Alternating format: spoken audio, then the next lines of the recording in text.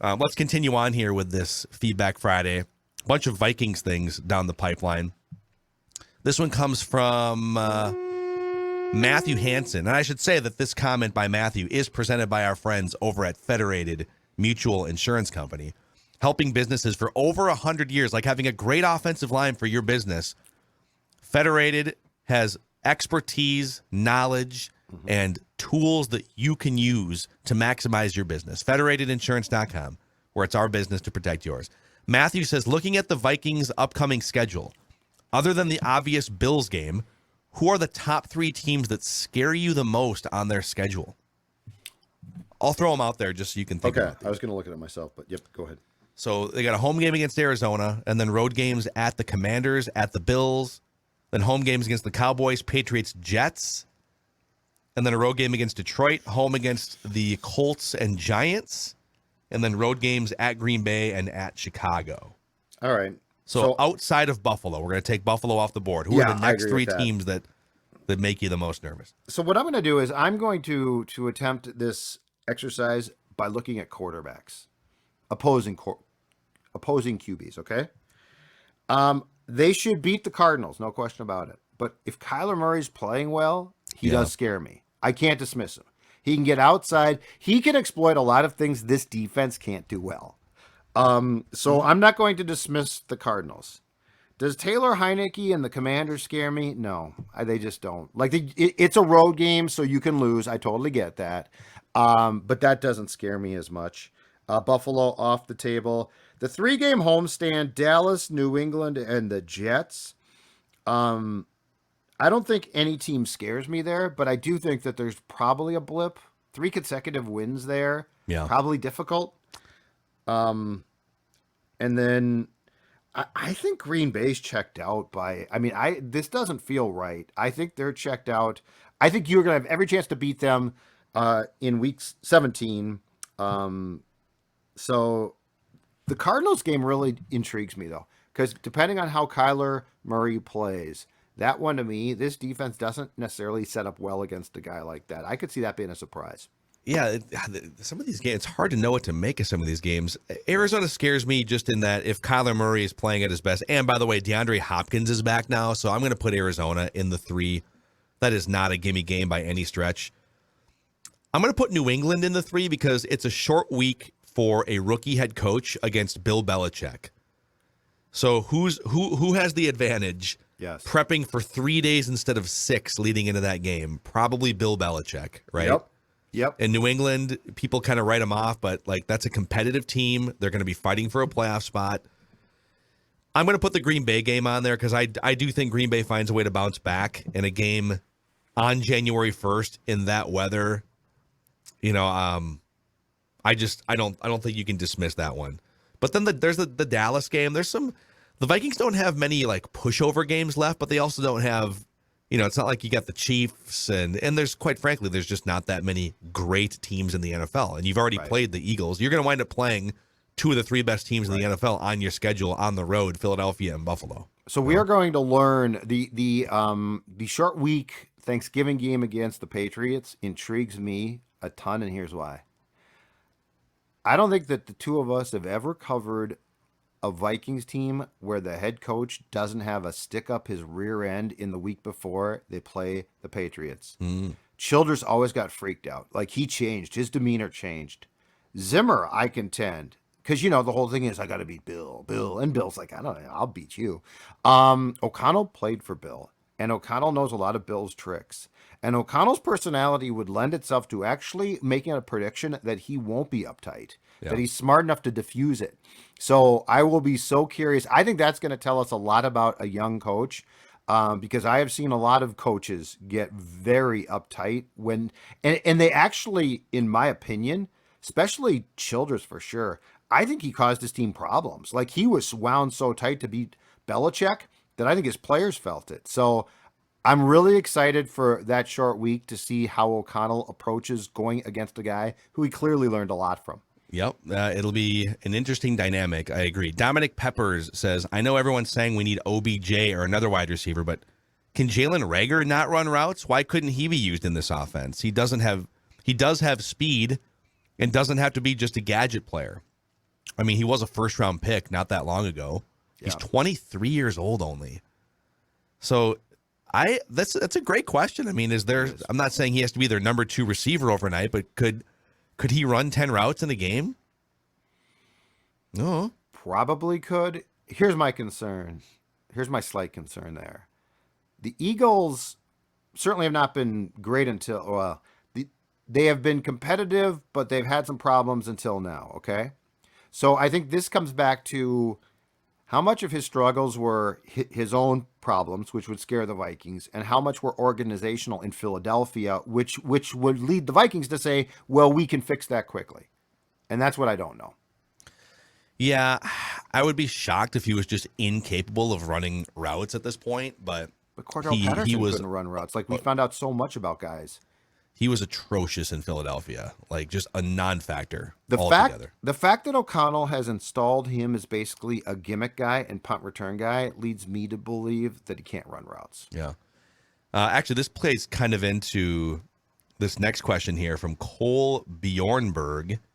Why the hell has Kevin O'Connell not unleashed Wangwu in this offense? I mean, not at all. It seems no matter what leadership we get in the building, we keep wasting these explosive, fast athletes. Well, I think Reagor has kind of didn't Reagor have that touchdown on the jet sweep? The jet sweep. Yes, he did. I mean, that would be the play that you're talking about, right? Get a fast guy on the edge on a jet sweep, and like Reagor has kind of stepped into that. So I don't know. I tend to listen, Wangwu did nothing offensively at Iowa State. Yeah. I mean, I don't even know. Did he carry maybe 100 times in one of the seasons? He was not like a featured offensive player in college. Right. So I tend to trust O'Connell here. If Wangwu were capable of being part of this offense, I don't know why they would not put him out on the field. So I'm going off O'Connell here at this point. What I'm about to say is completely patently unfair, but I'll say it.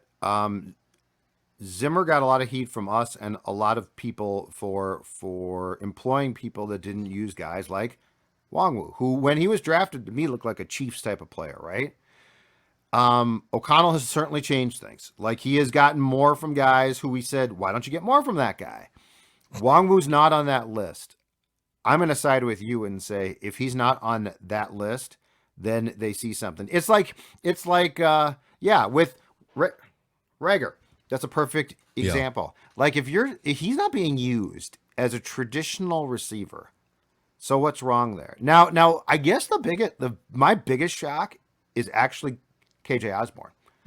And I don't know if they're going to unleash him slowly but surely. Eventually, I know he's the third guy. I really thought though that he would have had more opportunities by now. I don't know if they're coming, but I guess if I had to pinpoint one where I would like to ask O'Connell, truthfully, tell me why, it would be far more O'Connell than a guy like Wangwu or Reagor. One of my concerns, and it wouldn't have been one a month and a half ago, is that Thielen is showing his age a lot, especially between the 20s. His yards per route run is way down. He's not the same injuries, age. He's not the same guy he was. Yes. He used to be recently, 2019 probably, one of the 12 best receivers in the NFL still. I don't know that they even really have a true number 2 at this point. If Thielen's not a true number 2 anymore, and he's more of like a number 3 possession guy, red zone guy, well, if KJ Osborne is also kind of a number 3 and can't elevate to number 2, then all of a sudden the Vikings are in the market either this year or heading into the draft or free agency for a number 2 wide receiver, aren't they? Absolutely. I just don't know. I don't know. The difficult thing is, yes, we are 6 games in, which is not in this league a small sample size. It's fairly decent. But I don't know if they're still trying to sort of figure out what they want to do in different, like if KJ Osborne maintains this role for 5 more weeks, then yeah, I think what you just said is probably right. Yeah. But here's the other thing too, because it's sort of a politically sensitive thing on Thielen. As we begin to see the body of work to a certain point erode, because he's not off the cliff. Like, he still contributes. That's not fair to say he's off the cliff. But as we begin to see the body of work erode, do roles also shift? And is that going to play out the next 5 to 8 weeks. Yeah. It's possible, right? Yep. I would for now, I would pencil wide receiver in as a draft need for 2023 though. Just a good Yes. young, and I say that also knowing that I would like Jefferson to re-sign for a huge contract. They still will need a number 2 that's under team control for 4 years, rookie scale contract. It feels like what they don't have right now is a compliment to Jefferson who scares teams. And the smart teams basically go into each game saying, we're going to take Justin Jefferson away. And if you say that, you can't do it if someone else scares you. Yeah. And to your point about the stats on the depth of route for a guy like Thielen, I think it's not that he's not contributing, but I think teams know how to cover him without it being an enormous pain in the ass, which it was back in the Diggs and Thielen days. Yeah. Trevor Boone says, hello, Purple Daily. I've been listening to this podcast almost daily for about a year now. I really appreciate your takes and ability to scratch the football itch during the offseason, too. There's been a lot of talk lately regarding Cousins' worst stats to date despite being 5-1. The image I have in my head is Cousins has always wanted to ride the bike with training wheels. I just work here, guy. Anytime in the past when the training wheels have been taken off, he's like the kid who freezes in fear and stops pedaling and wipes out while we all cry purple tears. This year, however, KOC has been able to empower Cousins when taking off the training wheels. He's pedaling. He's a little shaky and unsteady, but he's riding the bike without training wheels. I like this metaphor, so I'm just gonna go with it. Yep. I appreciate this. Yeah, I mean it's gonna take more than a month probably for him, and we'll see. I need to start seeing a little more. It can't just be like, oh my God, the offense has been gone for an hour and a half, and now we need to have a fire drill in the last 4 minutes. I need to see a little bit more consistency of offense for a 3-hour football game. But yeah, what I'm about to say is going to be potential heresy, and you might disagree completely. But 6 games in, Kirk Cousins is largely what 2 games in I thought Brett Favre in 2009 was going to be. Mm-hmm. Just kind of a good, solid, managing the games well. He is managing the games pretty well. Yep. And I have never considered that an insult. So that's not insulting Kirk. Yeah. Of course, Favre in his Crusaders in his career had shown what came next. Like then he started carrying the team, much like he had done as a previous MVP. But you remember those first 2 games, Detroit, Cleveland, Detroit. You know what? He played pretty well, but but he wasn't great. Now in week 3, it completely changed there. But like Kirk, to me, 6 games in. Because he's not sandbagging games. Now, he's not costing you games. He's actually at times helping you win games. Yeah. But you also don't walk away from the game saying, wow, you know what? Kirk Cousins was worth the price of my ticket. Yeah, I don't know that there's the level that Favre shifted to. I don't know that exists for Kirk. Oh, to be clear, it doesn't. Okay. I'm sorry. I'm just saying the 2 games into 2009 is what I've seen from Kirk through 2006. Yeah. There's no. He ain't going up to that. There's no Greg Lewis play here. Christopher Coop, wondering if you guys would consider discussing the new training staff. Seems to be the Vikings are very healthy as a team, knock on wood. Would be interesting to hear about the new sports science approach the Vikings are taking with the new training staff and new processes. Well, we don't get to look behind that curtain necessarily, nor do the Vikings want people looking behind that curtain. Yep. But to this point, again, knock on wood, they've been really healthy. I mean, Lewis Seen broke his leg in half, but... Right, but that was in a game, and it was sort of weird. Yeah. They lost. Ellefson got hurt in a practice, which is not great. You clearly don't want guys going down in practice. But yeah, I think there's no question that training staffs, just like with the Twins, in reverse this season, I think good athletic training staff and sports science staffs have an advantage. Like we don't know a ton about it, but I don't think it's a total fluke. Yeah.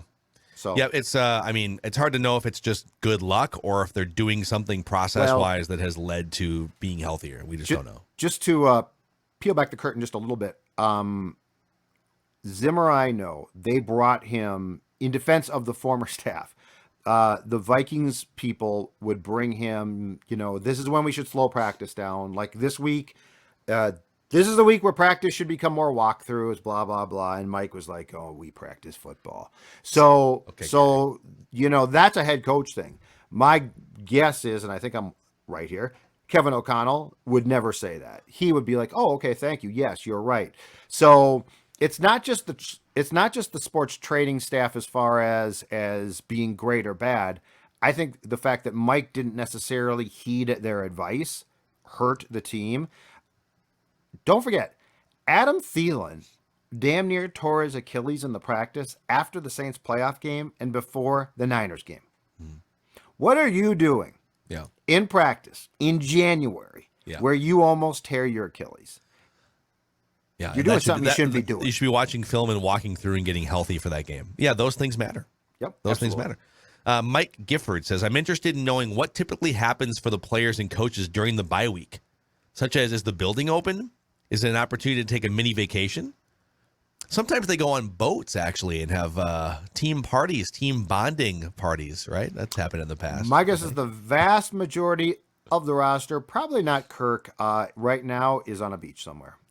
Warm weather. It's like 3 days with pina coladas or whatever. I don't know if players drink during bye week, but just no team building on Lake Minnetonka. No, and you know what? Just leave town, too. Yeah. Individually, preferably. The goal is don't get arrested. That's pretty much the goal. And I do know that in the past, and I'm guessing O'Connell is the same way, that the coaching staff sticks around and self-scouts for a couple of days and then takes the weekend off, I think. Now, O'Connell probably won't himself. My guess is he burns the candle at both ends, being a young man. But there have been times I know where the coaching staff definitely takes the weekend off. Maybe early next week on Purple Daily, we can do some self-scouting on our own. We should devote the Monday episode to just like self-scout Monday, and then we can dive into the next week's games, the second part of the season. I know you did some self-scouting about a year ago and said, you know what? My clothes are too tight. I'm just a little too big. Mm-hmm. I did. And you know what I said? I said, I've got to, who can I call? Who can help me? And that's when I said, my friends at Livia Weight Control Centers, they are the people I need. And that's right. I said weight control. I didn't say diet. This is not a fad. This is not a quick fix. This is a plan that works, and it doesn't only help you shed the weight, 40 pounds in my case, but it helps you keep that weight off. And that is the most rewarding, best thing. And right now, if you join, you'll receive 8 weeks for free. That's right, 8 weeks for free. Imagine 8 weeks from now. Imagine it's the holiday season, and you go home to see friends and family, and they say, have you lost some weight? But boy, it looks like your clothes fit really well. And last time I saw you, they didn't fit that well. Well, that's right. And it's this simple. In fact, now with their new Flex program, you can enjoy the foods you love, fruit, pasta, and even bread. 855-GO-LIVIA, livia.com, livea.com. Inside the state or out, you can join, you can drop the weight, and best of all, keep the weight off. Livia, livea.com. Thank you for all of the feedback questions. We appreciate all the interaction on this show. And Vikings Vent Line over on Purple Daily will be back a week from Sunday against the Cardinals. So have a good red zone experience for those of you who are going to sit around for 7 hours on Sunday. I'm going to come here Monday, come on this show and just talk red zone. I love red zone. Just pumped full of red zone. Let's get football. Scotty Hansen.